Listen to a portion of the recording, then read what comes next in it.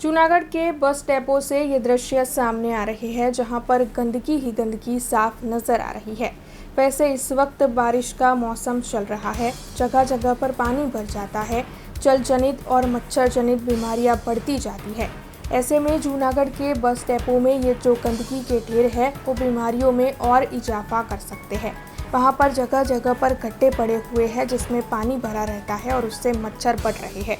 ऐसे में आवाजाही करने वाले यात्रियों को भी बीमारियों का डर सता रहा है। जूनागढ़ में ज़्यादा से ज़्यादा लोग बस डेपो की गंदगी की वजह से बीमारियों के चपेट में आ सकते हैं।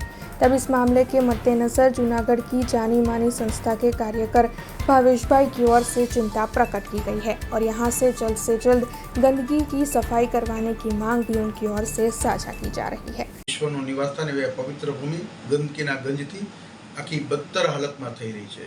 જૂનાગઢનું બસ સ્ટેન્ડ હોય, જૂનાગઢનું રેલવે સ્ટેશન હોય કે જૂનાગઢના જોવાલાયક સ્થળો હોય, કોઈ પણ એક સ્થળ એવું નથી કે જ્યાં ગંદકી ન હોય, સ્વચ્છ હોય એવું એક પણ સ્થળ જૂનાગઢમાં નથી। અને આનું એકમાત્ર કારણ આપણું જે કંઈ તંત્ર છે, તંત્રની બેદરકારી છે અને પદાધિકારીઓની નિષ્ક્રિયતા છે।